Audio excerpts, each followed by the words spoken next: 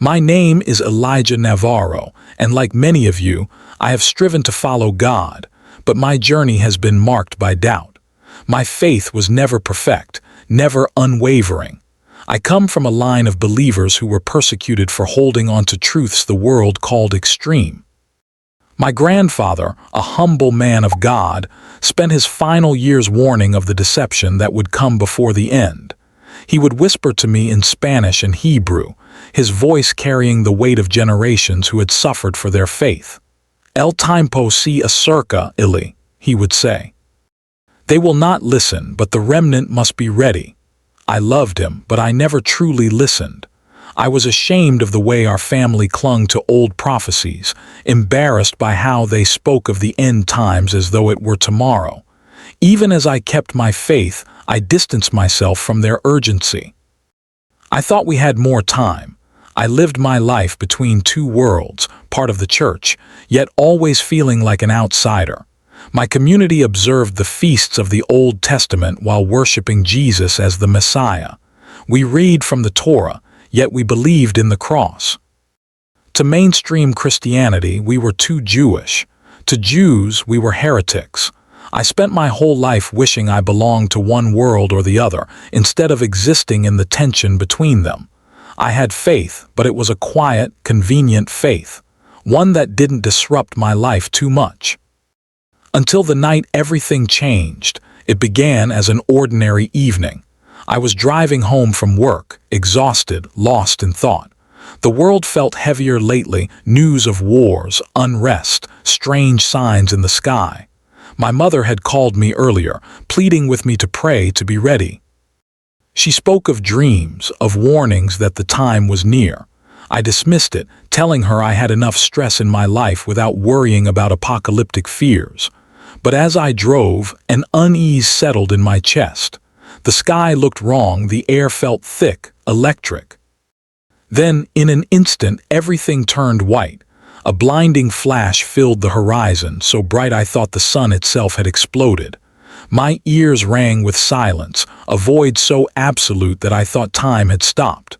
My hands left the wheel, my foot jerked against the brake, but there was no car anymore. No road, no sound, just me floating, weightless, untethered from everything I had known. I was dead, or something close to it.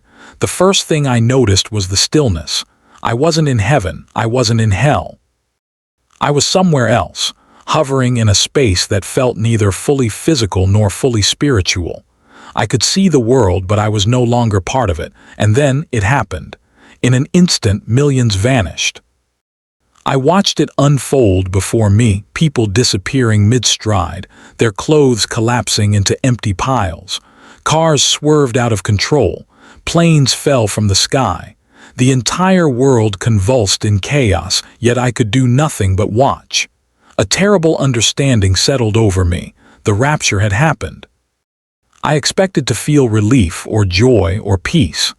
But instead, a sick horror gripped my soul, because as I looked closer, I saw something that made no sense. Many of the people I thought would be taken were still there. Famous pastors, beloved Christian leaders, left behind. Meanwhile, I saw those who had always been dismissed, persecuted believers, men and women whose faith had been mocked as outdated, radical, or unnecessary, gone in the blink of an eye. And I was still here. I couldn't breathe. Panic clawed at me, even though I had no lungs to fill. This wasn't possible. I had believed, I had prayed, I had lived a good life. Hadn't I? Had I missed something? Had I been one of those who had fallen asleep while waiting for the bridegroom? Then I saw them, shadows moving beneath the surface of reality, slithering, shifting. I didn't know if they were demons or something worse, but I knew they had been waiting for this moment. As the world reeled in confusion, they emerged, whispering, deceiving, twisting truth into lies. The chaos would not last forever. No, soon a new order would rise from the ashes and the world would embrace it. A voice cut through my terror. Elijah, son of the remnant, behold what was foretold. I turned, and there before me stood a being of unbearable light. He was not the soft, gentle angel of Renaissance paintings. He was fire and holiness, Wings upon wings, his voice shaking the very fabric of existence. I fell to my knees, or at least I felt like I did, though I had no body in this place. "You have seen what has come to pass," the angel said, "but do you understand why?" I trembled. I thought I did. "I thought we were ready." "The world has not watched," the angel said, his tone neither cruel nor kind but absolute. "They have called themselves believers, yet they built their kingdoms on sand. They sought comfort instead of truth. They followed men instead of the word." I thought of the churches I had attended, the sermons I had heard that spoke of prosperity, of living your best life, but rarely of repentance, rarely of sacrifice. I had ignored my grandfather's words, dismissed my family's warnings as excessive. And now it was too late. Tears burned my vision. "Then what happens now?" The angel's gaze pierced through me. "Now comes the time of deception." He raised his hand and a vision flooded my soul. I saw the world in chaos, but then, as if on command, the panic stilled. A man stepped forward, cloaked in light, his presence calming the masses. He spoke words of unity, of peace. He claimed to have the answers. The world listened. "He is not what he seems," the angel said. "Many will love him, many will follow. He will promise salvation, but it will be a lie, and those who see the truth, they will suffer." A sick dread filled me. "You must return," I recoiled. "What? No, I don't deserve another chance." "None do," the angel said, "but you have been chosen." My mind reeled. Chosen for what? The angel's voice softened, and for the first time I sensed something almost like sorrow. "To warn the others." Before I could protest, before I could even breathe a word of fear, the world spun and I was falling, crashing, breaking, and then I woke up. My body ached. I was being pulled from the wreckage of my car, paramedics shouting my name. But none of it mattered, because I knew the truth. And I knew what I had to do. The wail of sirens filled my ears, sharp and jarring, a brutal contrast to the silence I had just experienced. My body felt heavy, foreign, as if I had been shoved back into a suit that no longer fit. Blinding red and blue lights pulsed against my eyelids as I struggled to breathe, my chest rising and falling with painful effort. I was alive. But something in me had changed. "Elijah, can you hear me?" A paramedic leaned over me, his face blurry in the chaos. His gloved hands pressed against my forehead, checking for wounds. I tried to speak, but my throat was raw. My head throbbed as memories crashed over me. The flash of light, the vanished souls, the angel's voice ringing in my mind like a struck bell. The weight of what I had seen bore down on me, heavier than my broken body. I had been left behind. I had seen the truth, and I was running out of time. I forced my lips to move, my voice coming out in a weak rasp. "The rapture, it happened." The paramedic's expression faltered just for a second before settling into the same detached professionalism. He exchanged a glance with his partner, who shook his head. "You've been in an accident, sir," he said, his voice soothing, controlled. "You must have hit your head pretty hard. We're taking you to the hospital. Try to stay calm." I tried to push myself up, but a sharp pain shot through my ribs, stealing my breath. I clenched my teeth. "No," I gasped. "Listen to me. People, they're gone." The words tasted strange in my mouth, unreal even as I spoke them. The paramedic nodded, still placating. "There's a lot going on right now. We're all trying to figure things out." That's when I noticed it. The way their faces were set, not just in the urgency of tending to a patient, but in something deeper. Fear. I turned my head with what little strength I had and saw the chaos unfolding beyond the wreckage of my car. It wasn't just me. On the highway, abandoned cars clogged the road, some of them smashed together in ugly collisions. People ran, shouting names, sobbing, their voices raw with terror. A woman fell to her knees, clutching a pile of empty clothes in her shaking hands. A man stood motionless, staring at the place where his wife had just been. I wasn't the only one who had seen it. I wasn't the only one left behind. A cold dread curled around my gut. I had assumed for a brief, fleeting moment that maybe I had imagined it, that it had been some near-death hallucination, some trick of my damaged mind. But now, I saw the truth in the horror-stricken faces around me. It had happened, and the world had no idea what to do. "Get me up," I choked out. The paramedic pressed a firm hand to my chest. "Sir, you need to stay still. You might have internal injuries." I grabbed his wrist, surprising both of us with the strength of my grip. "I have to get up." His face wavered with uncertainty, but before he could respond, his radio crackled to life. "We have widespread reports of disappearances across the city, possibly nationwide. Repeat, mass disappearances. Be advised, emergency lines are overwhelmed and public panic is escalating." A static-filled reply came through, voices layered on top of one another. "FEMA is mobilizing. National Guard deployed, riots breaking out." The paramedic's grip on me tightened. "Stay down, sir."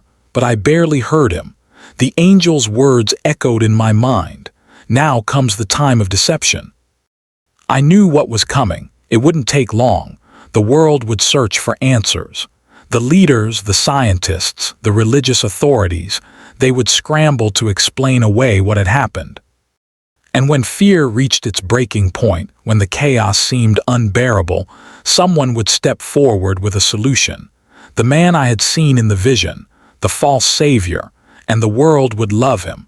A wave of nausea rolled over me. I had wasted so much time, dismissing, doubting, refusing to believe. How many times had I laughed off my grandfather's warnings? How often had I chosen comfort over conviction? And now it was too late. Or was it? The angel's voice rang in my mind again. "You must return, to warn the others." But who would listen? I clenched my fists, fighting against the crushing weight of despair. I had spent my whole life avoiding my family's calling. But now, it was the only thing that mattered. I had been left behind, but I had been given something most hadn't, a second chance. The paramedics were still talking, but I wasn't listening anymore. My mind was moving too fast, my heartbeat pounding with something stronger than fear, purpose.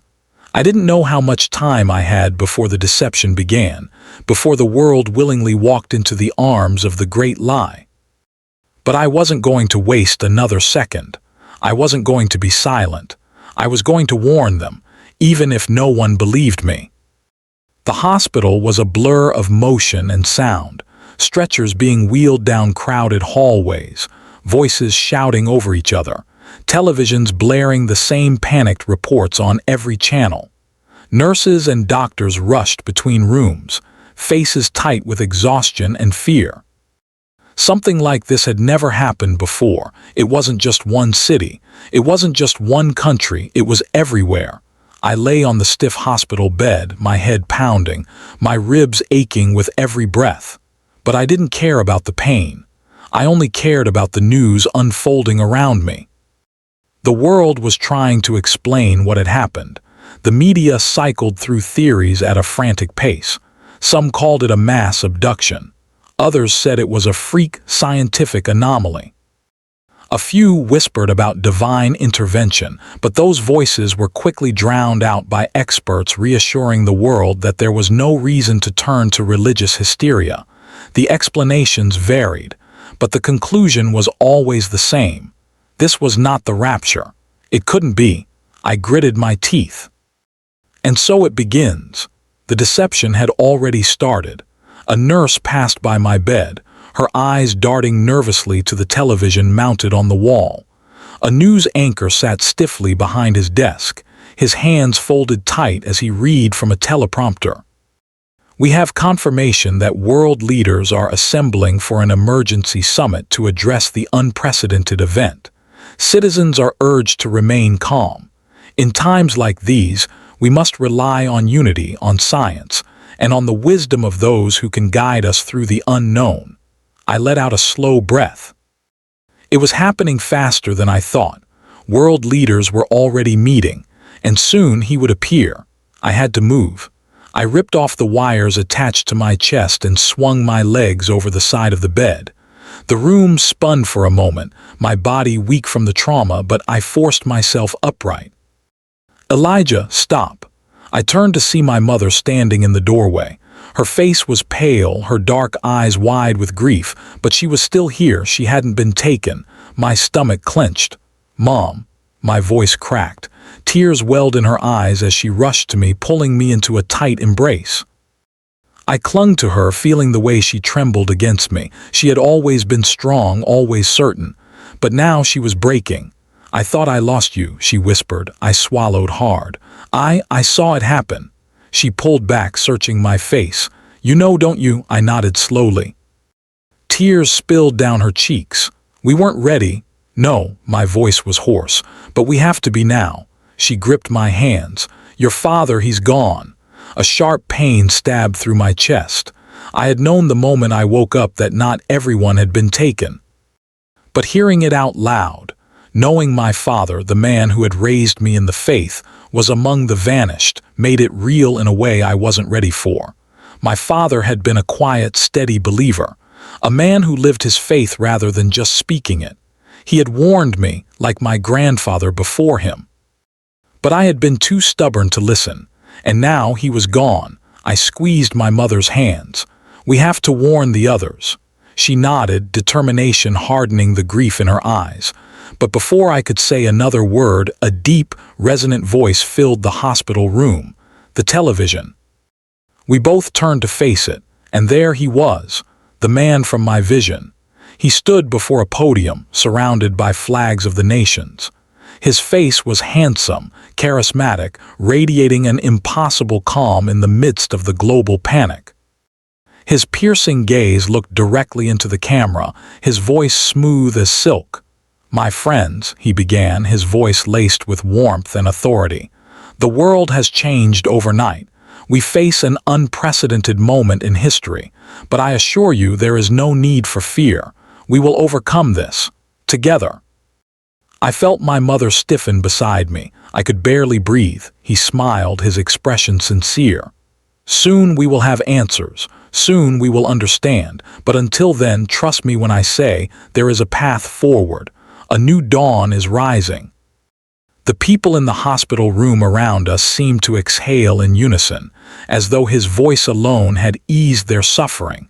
But all I felt was cold dread, because I knew who he was, and I knew the world was about to follow him straight into darkness. I turned away from the television, nausea twisting in my gut. The air in the hospital room felt too thick, suffocating. I knew his voice had the power to sway millions. I had seen it in the vision, but watching it unfold in real time sent a fresh wave of dread through me. My mother clutched my arm, her nails digging into my skin. "It's him, isn't it?" I could only nod. She exhaled sharply, her body trembling with barely contained fear. "People are going to believe him. They already do." The room around us was still, every nurse, patient, and doctor glued to the screen. Some looked relieved. Some even smiled as if this man had just lifted a crushing weight from their shoulders. They wanted to believe him. They needed to believe him, and that's what made him so dangerous. He wasn't coming with fire and fury. He wasn't demanding control. He was offering peace, reassurance, the perfect deception. I had to get out of here. I grabbed my mother's hand. "We can't stay, we have to go." She blinked, her mind catching up to the urgency in my voice. "Go where? I don't know." "But we can't be here when people start choosing sides." She nodded, gripping my hand tighter. "Let's move." We made our way through the hospital halls, passing faces filled with shock, grief, and growing hope. That last part terrified me the most. Desperate people made desperate choices. And when the world finally realized he had the answers, they would give him everything. I had no plan, no idea where to go, but I knew one thing: we had to find others like us, the remnant, the ones who would see the truth before it was too late. We reached the emergency exit and pushed through the heavy doors. The night air hit me like a slap, humid, thick, heavy with the scent of smoke. And then I saw it.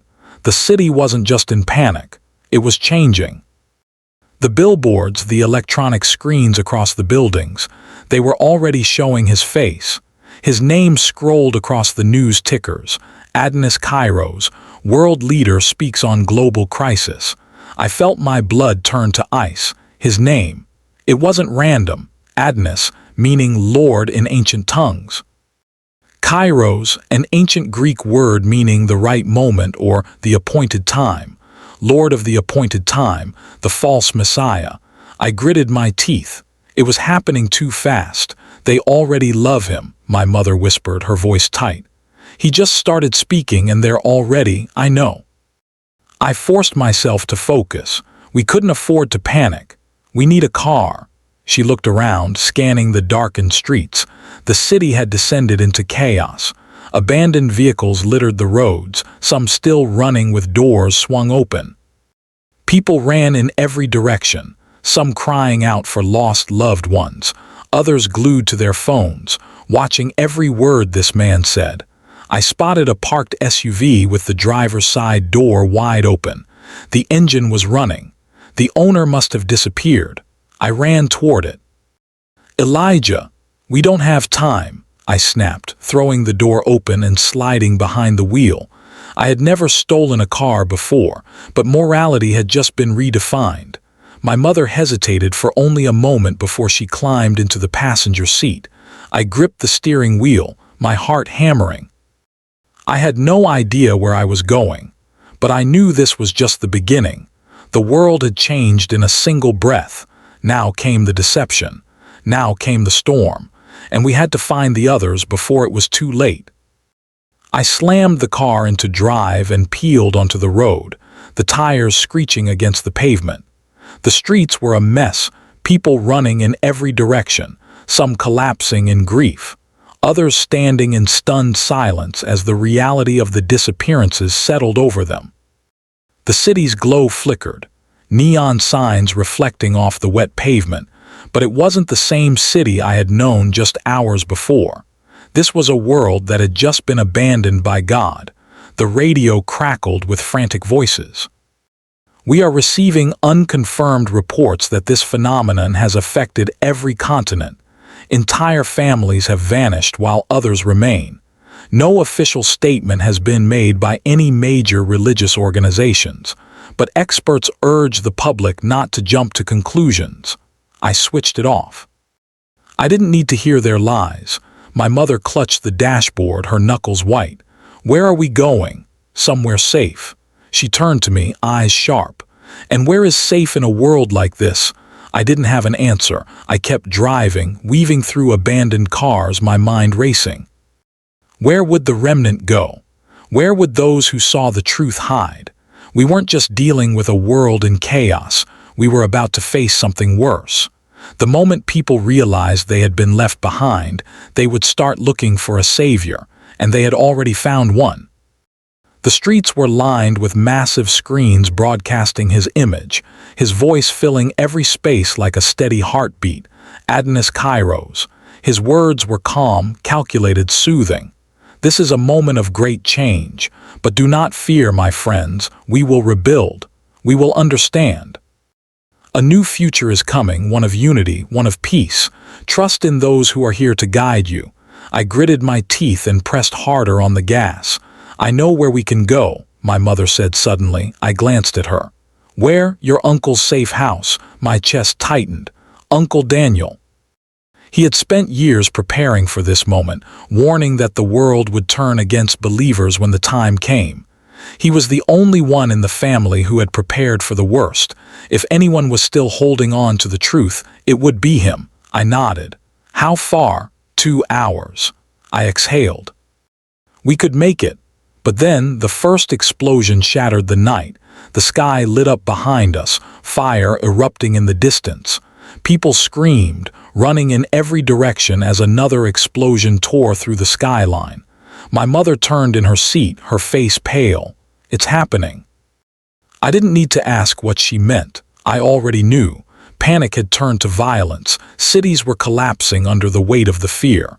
And as I sped down the highway, my hands gripping the wheel, I knew one thing for certain. The world we had known was gone. Now came the reckoning.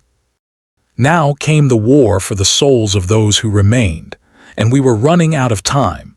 The explosions behind us cast eerie shadows across the highway, flickering against the night like dying embers.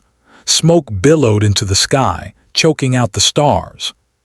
Sirens wailed in the distance, but there were no answers coming. No saviors, no help. The world had been abandoned to its own madness. I kept my foot pressed hard against the gas pedal, weaving between stalled cars, past people stumbling aimlessly along the road. Some flagged us down, desperation etched into their faces, but I couldn't stop. Not now. My mother gripped the armrest, her knuckles white. This is just the beginning. She wasn't talking about the destruction. I knew what she meant. Adnis Kairos hadn't just appeared to calm the masses. He wasn't a mere politician stepping into the void left behind. He was something else entirely, something that had been waiting for this moment, and the world was ready to worship him. A voice crackled over the radio, smooth, almost hypnotic. My friends, do not let fear consume you. A new age is upon us. This is the moment we rise together. We are not alone. I switched off the radio, my pulse pounding. He's everywhere, my mother whispered. It's been hours and he's already in control. I shook my head. No, he's not in control yet, but he will be soon. We drove in silence after that, the weight of the night pressing down on us. Every mile took us further from the city, deeper into the outskirts, where the roads were quieter, the lights dimmer. Then finally we saw it. A lone cabin nestled against the tree line, half hidden in the darkness. Uncle Daniel's safe house. I pulled off the road and killed the engine. For a moment we sat there listening, waiting. The wind howled through the trees, but there was no movement, no signs of life. "You think he's still here?" I asked. My mother nodded, her breath shallow. "If he's alive, he's here." I reached into the glove compartment and pulled out a flashlight. My mother grabbed a small bag from the back seat, supplies we had managed to gather from the hospital before leaving. Then we stepped out into the night. The silence was deafening. Every sound, the crunch of gravel beneath my boots, the rustling of leaves, felt amplified, unnatural. I moved cautiously, scanning the tree line, half expecting to see shadows shifting between the branches. We reached the porch. I raised my fist to knock, but before I could, the door swung open. And there he was, Uncle Daniel. His face was weathered, his gray beard unkempt, but his eyes, sharp, knowing, locked onto mine with an intensity that sent a shiver down my spine. He didn't speak. Instead, he stepped aside, motioning for us to enter. We obeyed without question. The moment the door shut behind us, the weight in my chest loosened just slightly. We weren't alone, not yet. Uncle Daniel turned to face me, his expression unreadable. "You saw it, didn't you?" I swallowed hard. "Yeah," he nodded, as if he had expected that answer. "Then you know," he said quietly. I met his gaze. "Know what?" His jaw tightened. "That this is only the beginning." Uncle Daniel led us through the dimly lit cabin, locking the door behind us. The room smelled of old wood and earth, like a place untouched by time. A single lantern flickered on the wooden table, casting deep shadows on the walls. Stacks of canned food lined the shelves. Maps and documents cluttered the surface beside a worn Bible, its pages creased with use. He moved to the window, pulling the curtain back just enough to scan the darkness outside. Only then did he turn back to me. "You saw it happen," he said again, his voice quieter now. It wasn't a question. I nodded.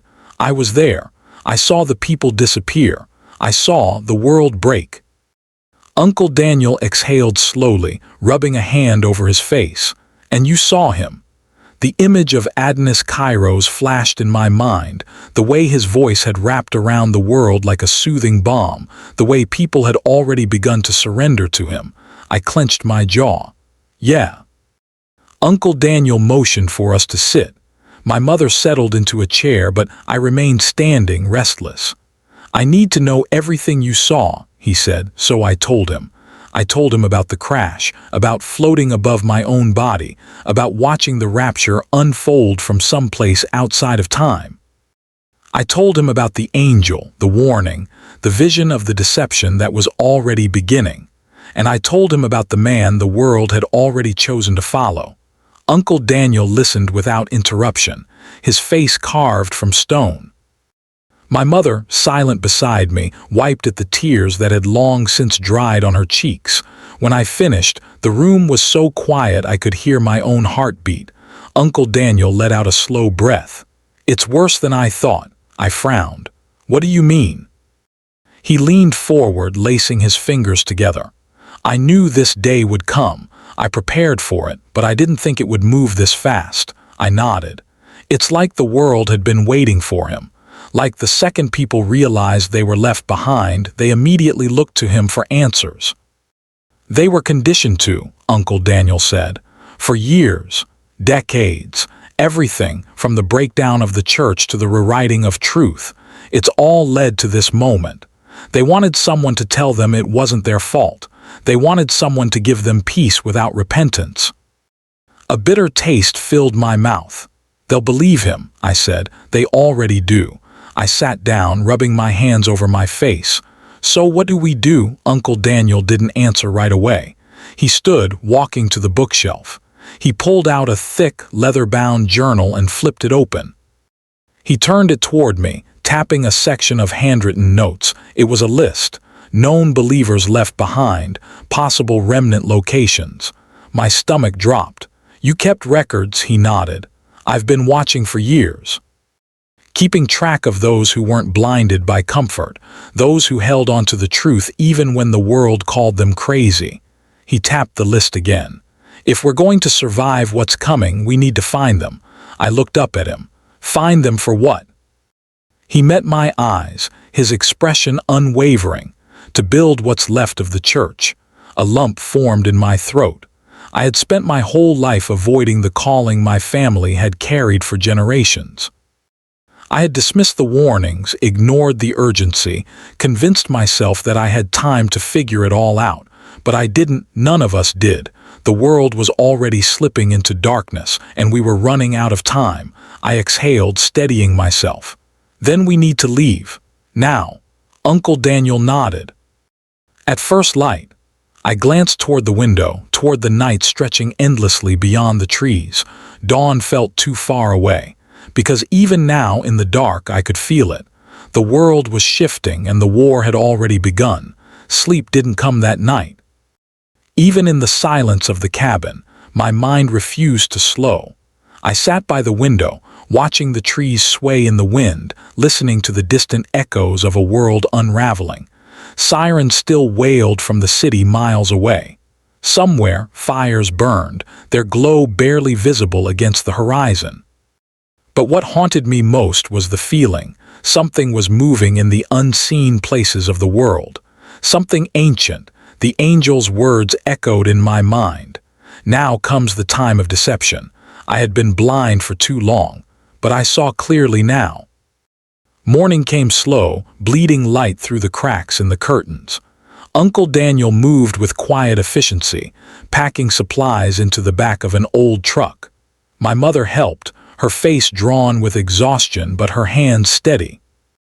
I leaned against the doorway, gripping a worn leather jacket I had found draped over a chair.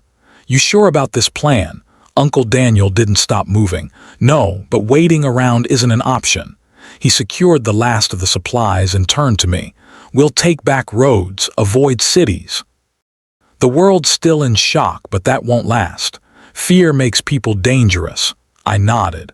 I had seen the beginnings of it already, panic morphing into violence, people clawing for control in a world suddenly emptied of its foundation. And soon he would step in to fill the void completely. I tightened my grip on the jacket. "Who's our first stop?" Uncle Daniel pulled out his journal, flipping to the list of names. "There's a small group up north, isolated off-grid. They've been preparing for years." He looked up. "They might be our best chance at building something that lasts." Building something that lasts. The thought felt impossible. But what choice did we have? The world we had known was gone. The churches had been emptied of their faithful, and those of us left behind had a choice: give in to the deception or fight for the truth. I climbed into the passenger seat. My mother slid into the back, her fingers wrapped around a small wooden cross she had carried for years. Uncle Daniel started the engine. As we pulled onto the road, I glanced back at the cabin one last time. It had been a refuge for a single night, but there were no safe places anymore. Only the road ahead, and the war that awaited us.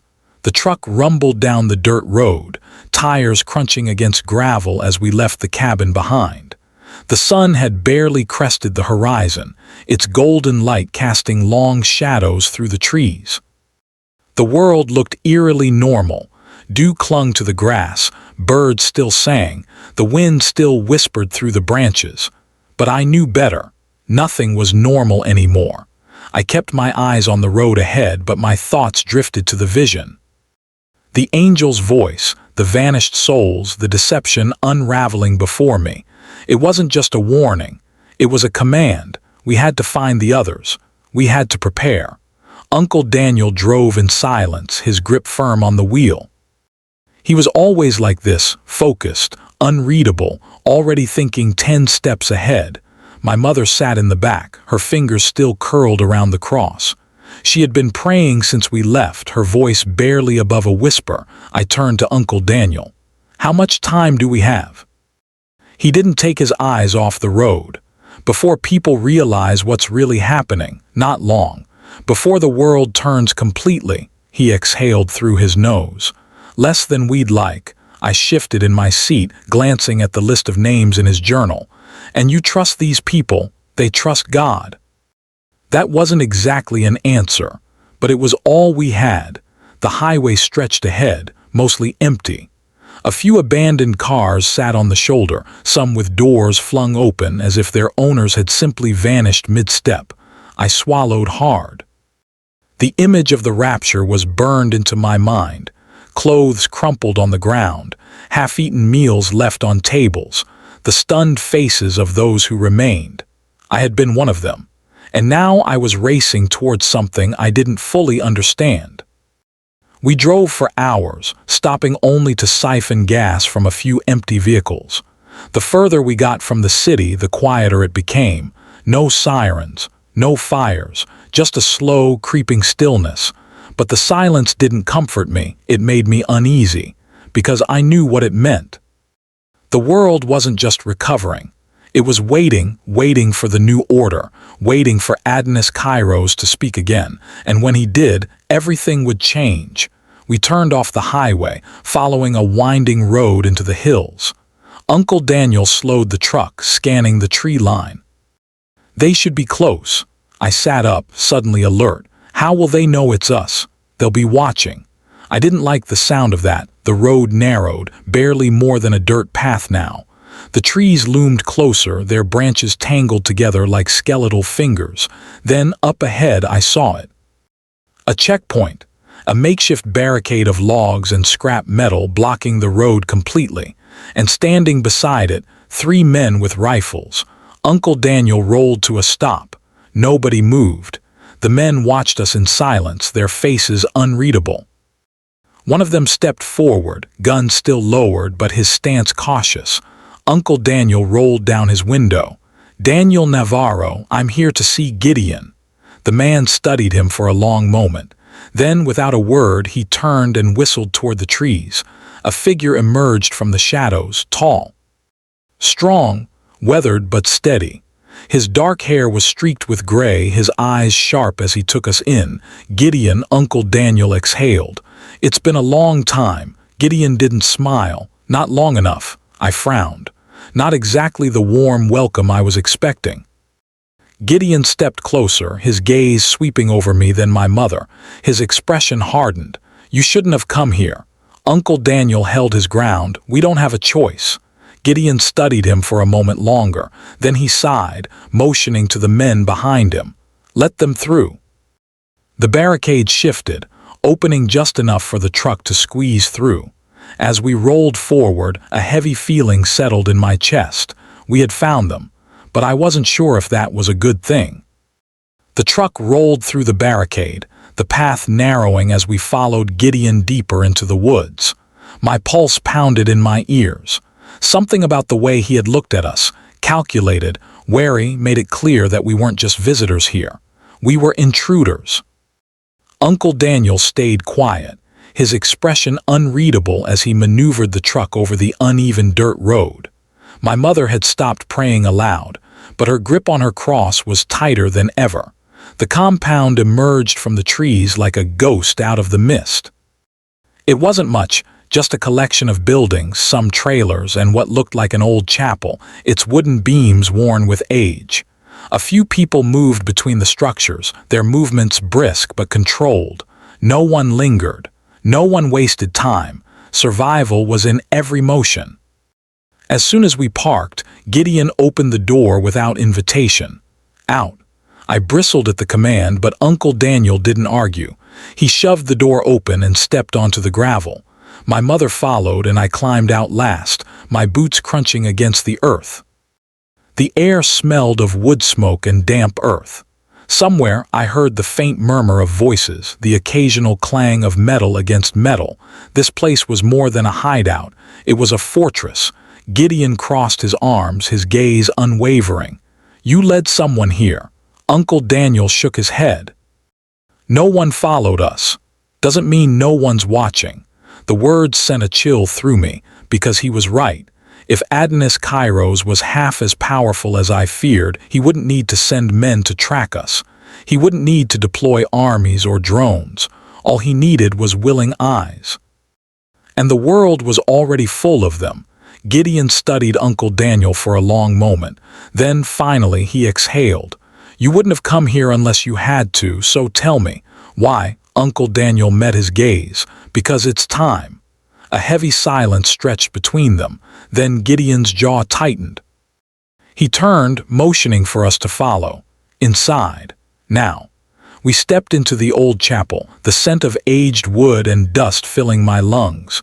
The pews had been moved aside, replaced by tables cluttered with maps, weapons, and stacks of old Bibles. A war room. Gideon leaned against the table. "Say what you need to say." Uncle Daniel didn't hesitate. The rapture happened. The room stilled. Gideon's expression didn't change, but the flicker in his eyes told me he already knew. "We saw it," I said. "I saw it, and I saw what comes next." Gideon folded his arms. "And what's that?"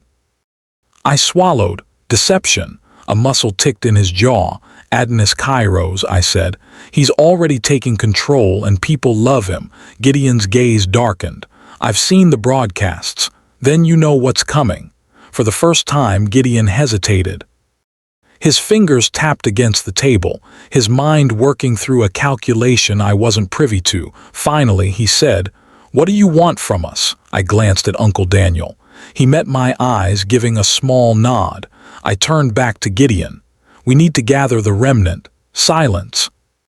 Then Gideon let out a dry, humorless chuckle.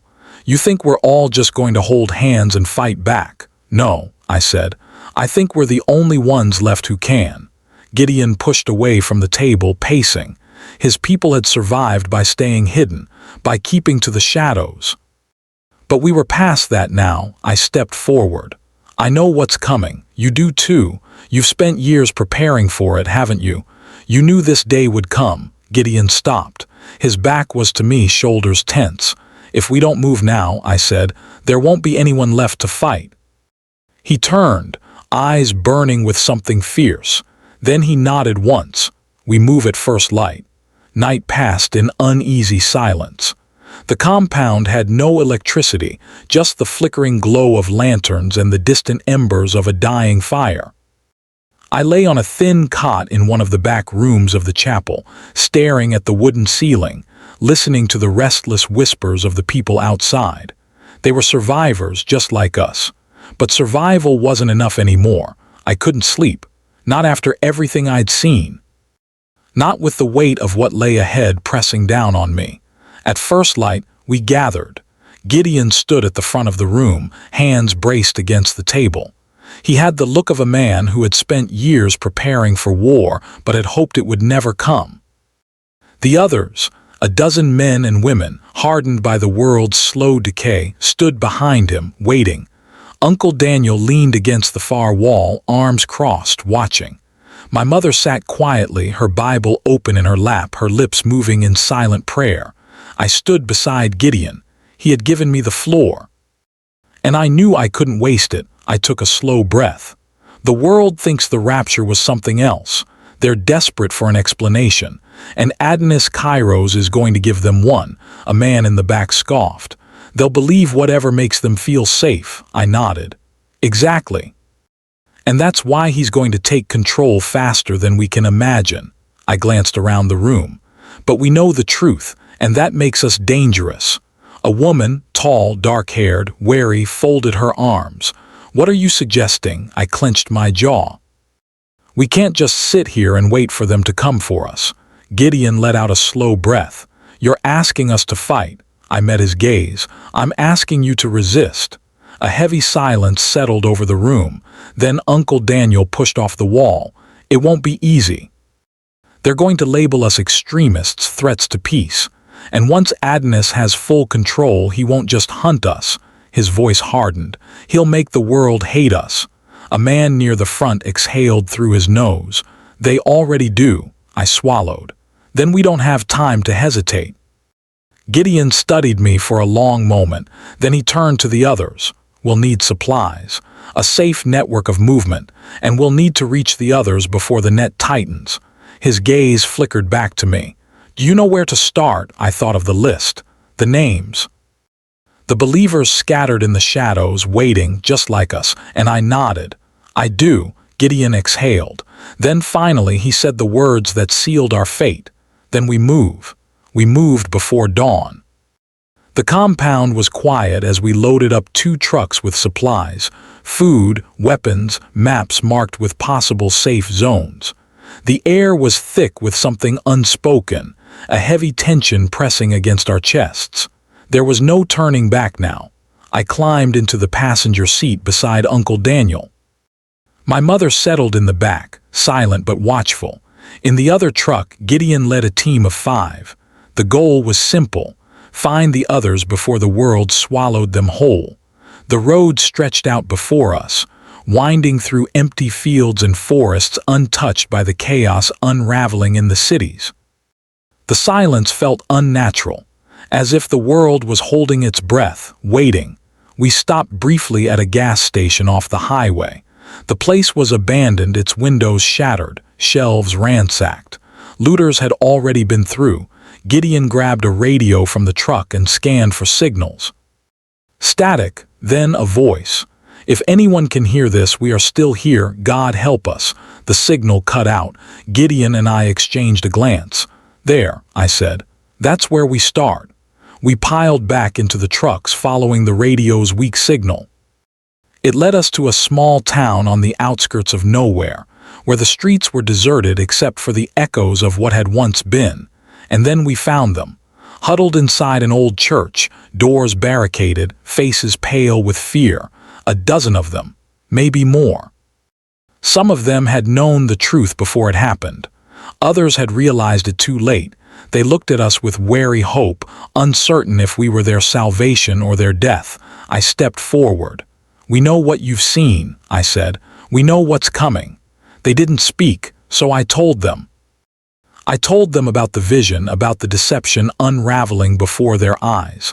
I told them that we weren't alone, that we had a choice. And when I was finished, a man in the back whispered, "What do we do?" I exhaled. "You stand." The decision was made. We weren't just survivors anymore. We were the remnant, and we were going to fight. We didn't stay in the church long. It wasn't safe. Word was already spreading, whispers of strange disappearances, of unrest, of a man rising from the ashes to offer the world a new future. The deception was tightening its grip. And those who questioned it, those who saw through the lie, they were already being hunted. We split into groups. Gideon led the first truck with half of the new believers, while Uncle Daniel drove the second, our numbers growing with every mile. We didn't know our destination yet. Only that we couldn't stay in one place. It wasn't just about survival anymore. It was about endurance. The world outside was changing faster than we had expected. Billboards, news broadcasts, even radio stations all spoke the same name, Adnis Kairos. His image loomed over the cities, his voice smooth and reassuring, telling the world that everything was under control. People wanted to believe him, needed to, and that's why they would. But we knew better. We drove through the outskirts of towns, avoiding main roads, stopping only when necessary. The further we got from civilization, the harder it became to ignore the truth. Society wasn't just adjusting, it was adapting. New government structures were forming overnight. Emergency broadcasts now carried a symbol we didn't recognize, an insignia that hadn't existed before the disappearances. And then came the first real warning, a checkpoint. We barely saw it in time. Military vehicles, men in black uniforms scanning travelers as they passed. No national flags, no identifying insignia. This wasn't just the government, this was something new. I ducked in my seat as Uncle Daniel slowed the truck, keeping us at a distance. Gideon's truck had already stopped ahead, hidden behind a cluster of trees. I grabbed the radio. "What do we do?" Static. Then Gideon's voice. "We go around." Uncle Daniel reversed, turning onto a back road, our tires kicking up dust as we slipped away unseen. But it was too late, because I saw them, drones, black silent hovering above the trees, watching, tracking. I clenched my fists. They know we're here. Uncle Daniel pressed harder on the gas. "Then we don't stop moving." My mother whispered a prayer, and I tightened my grip on the rifle resting in my lap. The war had already begun, and now they were coming for us. We kept moving. There was no other choice. The trucks barreled down rough, forgotten roads, the sound of tires scraping over gravel a constant reminder that the world had changed forever. The checkpoint had been a warning, one that we barely avoided, but there would be more, much more. They were out there now, hunting, watching. And they would stop at nothing to find us. The drones followed us for hours, never too close, but always hovering just above the tree line, just out of reach, silent like sentinels in the sky, waiting for us to make a mistake. Uncle Daniel didn't speak. His eyes stayed fixed on the road ahead, but I could feel the tension in his shoulders, the way his hands gripped the wheel. We couldn't outrun them forever. Gideon's truck pulled ahead, slowing down as we reached a small town. No sign of military presence here. The houses looked abandoned, windows boarded up. It felt like a ghost town, a place where the living had been replaced by the dead. The engine sputtered to a stop, and we parked behind a barn at the edge of the road. "This should give us some time," Gideon said, his voice low as he jumped out of his truck. He scanned the area, eyes sharp and calculating. "We'll refuel here, grab what we can, and then keep moving." I nodded, though a cold knot twisted in my stomach. The silence was deafening. We began unloading the trucks, filling backpacks with provisions, keeping our movements quick and quiet. But every now and then, I'd glance up and catch the shimmer of a drone just beyond the tree line, its sensors trained on us. It was only a matter of time before they found us. I approached Uncle Daniel as he filled a canister with fuel. "We can't keep running like this," I said. My voice felt small against the vast silence of the empty town. He didn't look at me, his hands steady as he worked. "We'll stop when we have to. Right now we keep moving." "But we can't keep running forever," I pressed. "What happens when they catch us?" He finally looked up, his eyes tired but resolute. "Then we fight." The words were heavier than any weapon we had. I turned back to the truck, swallowing the lump in my throat. We were doing more than surviving. We were becoming the resistance. But at what cost? How long before the world would destroy us completely? "We're ready," Gideon said, slamming the truck door shut. He gave me a nod, signaling we needed to leave. We couldn't stay long. The longer we remained, the closer we came to being found. I climbed into the truck, my thoughts still churning. But as we drove off, away from the ghost town, I could see the truth more clearly than ever. This wasn't just about surviving anymore. It was about taking back what had been lost. We weren't just running from the end. We were fighting for what came after.